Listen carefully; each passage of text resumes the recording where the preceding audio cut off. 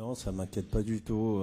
Il a été ménagé parce qu'il a pris un petit coup le premier match. C'est ce pourquoi aussi il n'a pas commencé le deuxième.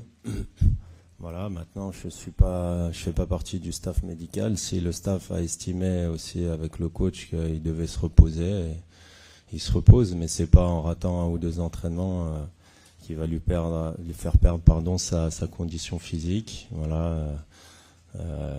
Il a les jambes qu'on lui connaît et la détermination de faire une grande compétition. Donc vous inquiétez pas, il sera prêt pour le premier match. Vous parliez de votre rôle de grand frère, cette volonté de transmettre. Est-ce que c'est facile de transmettre à Marcus Thuram tout en étant concurrent? Comment ça se vit? Comment vous nourrissez de ça? C'est pas facile quand même. Oui, d'autant plus que c'est un intériste.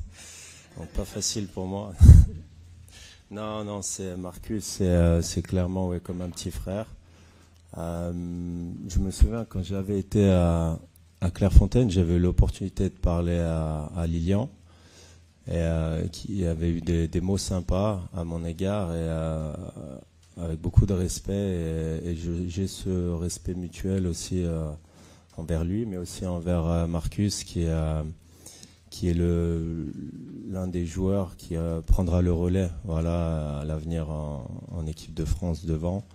Je suis là pour l'accompagner, pour l'aider, et il y a surtout un bon état d'esprit. Il n'y a aucun esprit de compétition entre nous. C'est vraiment que du bonheur de pouvoir, si je peux, l'aider, lui donner des conseils, parce que maintenant il faut passer le flambeau, quoi.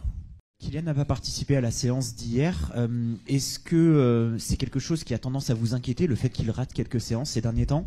Et tout simplement, comment tu le trouves physiquement avant le début de la compétition? Merci. Je le trouve très bien et je suis sûr qu'il va faire un grand Euro.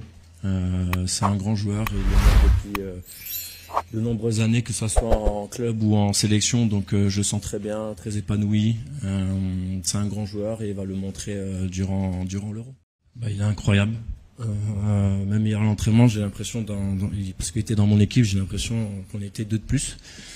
Donc voilà, N'Golo, c'est toujours la même personne, souriant, attachant, et sur le terrain, il donne toujours tout. Et il a rien perdu de son football. Je trouve toujours aussi fort.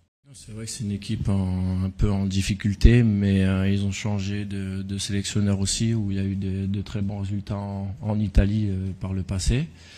Ils ont aussi de très bons joueurs. Il y a beaucoup de joueurs de l'Inter de Milan qui sont très performants en club, mais aussi en sélection. Donc c'est sûr que c'est une équipe, une grande équipe depuis de nombreuses années. Ils ont eu un petit passage à vide, mais c'est sûr que voilà, ils font partie aussi des favoris.